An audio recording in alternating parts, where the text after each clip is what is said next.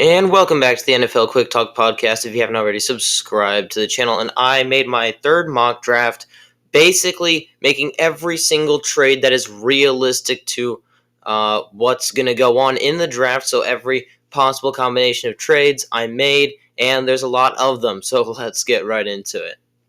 And yes, we're starting off really boring here, but trust me, it'll get better. With the number one overall pick, the Bears select Caleb Williams. This is all but set in stone here, and really, there's no need for me to prove why he needs to go number one. Everyone knows it, and this is really, I think back to when Trevor Lawrence was taken. No one was disputing him at all. There was a couple lingering questions, but even there is no lingering questions with Caleb Williams. He will go number one to the Bears.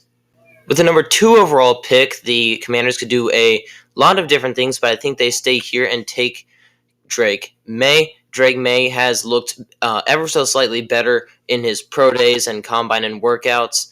Especially at his pro day, he looked great. He looked awesome. Better than Jaden Daniels, sorry. So I think that the Commanders take a more proven commodity here in Drake May. And with the number three overall pick, this is where we get crazy here, is the Vikings trade both of their first-round picks, the 23rd and the 11th, to the Patriots for the number three overall pick, and they select Jaden Daniels. Yes, I know it seems that J.J. McCarthy seems like, quote-unquote, their guy, but I think they see way too much potential here with Jaden Daniels and their offense. And Jaden Daniels, he's faster, and he has more alive of an arm, in my opinion. And I think they just can't pass up on this guy. So they trade up to number three, and instead of taking J.J. McCarthy, they take the better player in Jaden Daniels. And with the number four overall pick, the Arizona Cardinals stay pat and take Marvin Harrison Jr. He is by far the best player in this draft, and he's trying to tank his stock by not participating in any drills whatsoever. But I think the resume speaks for itself when I say that Marvin Harrison Jr. is the best wide receiver in this draft. Ohio State's known for producing great wide receivers, and that does not stop here. So I think that the Cardinals, they can't pass up on him here, and they take him as the primary weapon for Kyler Murray. These next couple picks are holdovers from my last draft. They're certainly interesting picks, but I talked about them enough in my last draft. So with the fifth overall pick, the Chargers stay pat and they select Brock Bowers. I think this is a Jim Harbaugh type of player. At number 6, the New York Giants take Malik Nabers. They haven't had a 1,000-yard receiver since Odell Beckham Jr., who is now probably going to retire here in the next couple of years, in the next year. So I think they take Malik Nabers here. At number 7, the Titans take Joe Alt. Joe Alt is a Tennessee type of player, in my opinion. And then for the Falcons, they take Dallas Turner.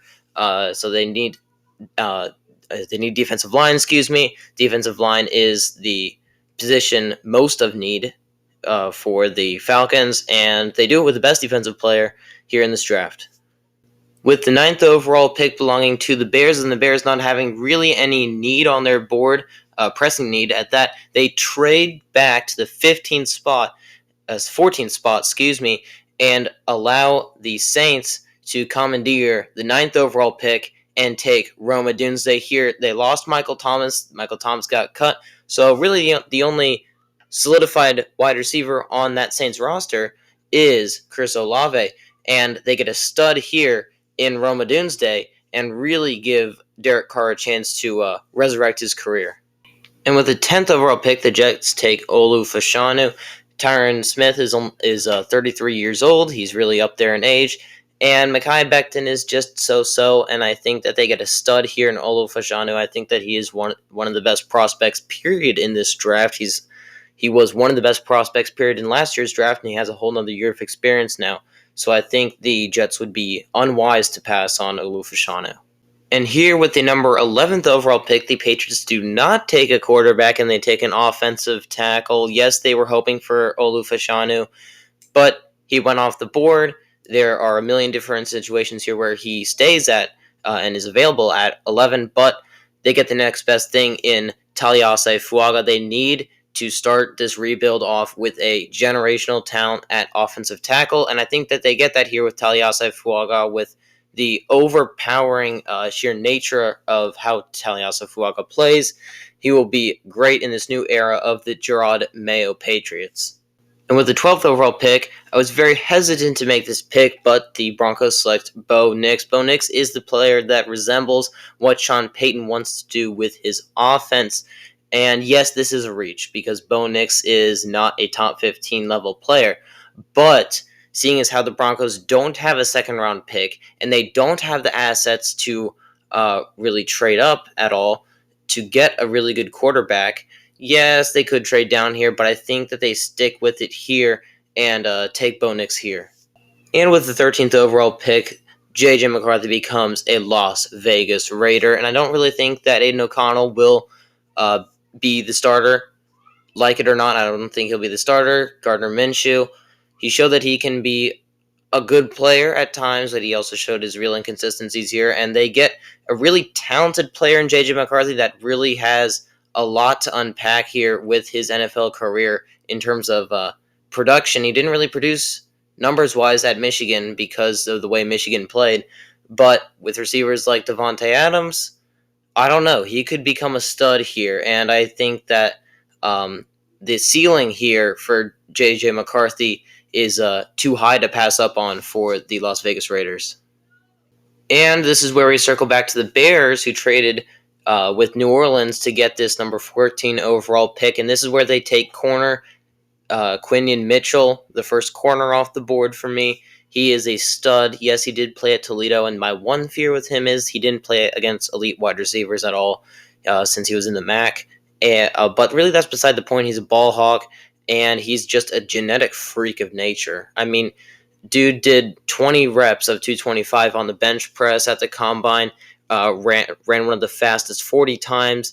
I know that isn't how you play football, but it really does help you play football, and I think that he's way too good of a talent to let by in Chicago. And at 15, the Colts were really hoping that Quinion Mitchell would slide to them, but they take a darn good player nonetheless in Terrion Arnold. I think Terrion Arnold is the most NFL-ready corner, and he should be a very nice pickup for a position of need for Indianapolis.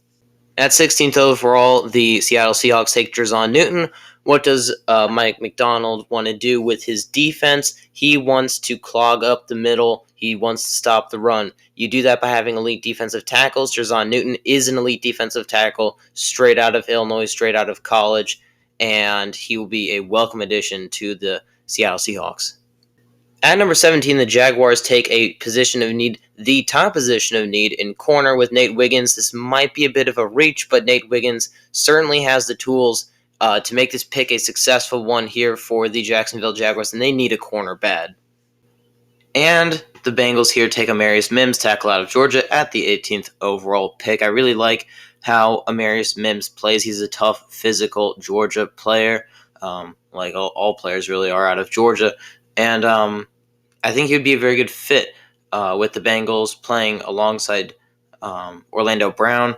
And it'll give the Bengals another guy to protect Joe Burrow because they sorely need those guys, as we have seen these past couple of years with Joe Burrow. He's gotten hurt a lot because they don't have very good offensive linemen to help protect him, and they really shore up that tackle position here with Amarius Mims. With the number 19th overall pick, the Rams take Byron Murphy, the second defensive tackle out of Texas. This guy is a very physical defensive tackle, and he can move for a defensive tackle. He's on the lighter side for defensive tackles, but he plays he plays just like Aaron Donald does, and he's bigger than Aaron Donald, just like height-wise. So I really think this is a good pick to replace Aaron Donald for the LA Rams. Here's where we get back into some of the interesting trades. I have the Steelers trading down 7 spots with the Arizona Cardinals. The Steelers will acquire obviously the 27th overall and the 35th overall pick, the second round pick for the Cardinals, and then the Cardinals will take the Steelers' 4th round pick along with trading up. So I think this is a pretty fair deal on both sides. So the Cardinals here take Jared Verse, the edge out of Florida State. I think this guy is a top 15 talent. I think that he really fell on my board. I think he could really go as high as 7 to the Falcons. But in my board here, he fell, and I think would be a great pickup, a defense changing pickup here for the Cardinals. And at 21, I have the Dolphins taking the best available player in Leatu Latu. Another edge comes off right after Jared Verse, and he put up phenomenal numbers at UCLA, and he tested pretty well too. Not as well as players like Jared Verse and Dallas Turner, but he tested right around with those guys along with Chop Robinson. But Leatu Latu put up multiple years of double-digit sacks and led UCLA in a lot of different categories, or was at least up there in a lot of different categories. So this is a good pickup here for the Dolphins. And with the 22 overall pick, probably one of the most ideal fits that I think I made here in this mock draft, Cooper DeJean to the Eagles, and I think this is just a fit. I think I've mocked this 3 straight times now, and I think it's the only player I've mocked to one team 3 straight times now. But be that as it may, Cooper DeJean, obvious fit for the Eagles. The Eagles need help in the secondary, and he brings that hybrid corner safety skill set to the Eagles. With the second of their 2 first-round picks, the Patriots select Michael Penix Jr. here. This is really interesting. I think he plays a lot like newly acquired quarterback Jacoby Brissett, and I think Jacoby Brissett would be able to start at least the first couple games before Penix hopped right in. So Penix, it's not really like he has to go out and prove himself in week 1. They can ease him in to week 6 or 7. And, this will be a rebuilding Patriots team, and they will not be a very good team next year unless they pull off some wild ones here in the near future. So I think that this would be a good fit here for Penix for the coming years. And here the Cowboys take J.C. Latham, tackle out of Alabama. I think he's on the same level as Taliasai Fuaga, but in my draft here, tackle didn't really get taken really as high as it really should, and the Cowboys really got a good one here out of Alabama. And here the Packers take Kool-Aid McKinstry, corner out of Bama, second Bama player to go in as many picks, and I think this is a great fit here. The best corner on the board still. And Green Bay does need a corner after losing Rasul Douglas, and they could really use a good one here to pair up with Jair Alexander and Xavier McKinney at safety. So I think this is a great pickup here for the Packers.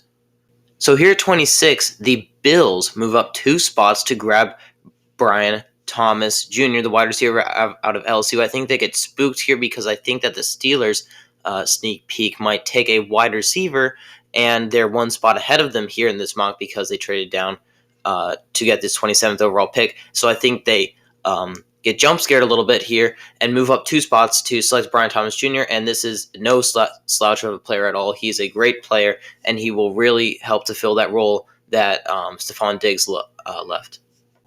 And here at 27, the Steelers take A.D. Mitchell. I think when you lose a guy like Deontay Johnson, you don't want to get another playmaker like Brian Thomas Jr. because you already have one of those in George Pickens, who will be your number 1. So you need a guy that plays more like Deontay Johnson, and that is what I see out of A.D. Mitchell. And he just plays better, and he's younger, and he's on a rookie scale contract. So I think this is a home run hit here for the Steelers. So here at 28, the Buccaneers take the same exact player I would have had them taking at 26 in Jackson Powers Johnson, the center out of Oregon. The Bucs have been looking for a center since Ryan Jensen retired, and this guy will really help to fill that void and pave that way for that contender in the Bucs. Here at 29, the Lions do need a corner, but all the top corners were taken, and they don't really want to reach, so they take Chop Robinson here, the edge out of Penn State, and create a devastating pass rush between Chop Robinson and Aiden Hutchinson, and I think this would be a very sneaky duo to watch in the coming years. So to finish out, I have the Baltimore Ravens taking Tyler Guyton, tackle out of Oklahoma. I think he's a good player, but he needs to be developed, and Baltimore is the right place to do it. Troy Fautanu going to San Francisco. I think he's a great player. I think that he fell in this draft, and I think San Francisco gets a good one here. And lastly, the Chiefs taking wide receiver out of Texas, Xavier Worthy, the speed demon. Though I'm not quite sure about the other elements to his game, like his route running and his play recognition, but I think that's definitely some things that can be ad-libbed a little bit when you have Patrick frickin' Mahomes as your quarterback. So anyway, that's all for me. Thank you so much for watching. Like the video, comment what prospect you think your team should draft, and subscribe. That's the best way to support the podcast, and I'm out.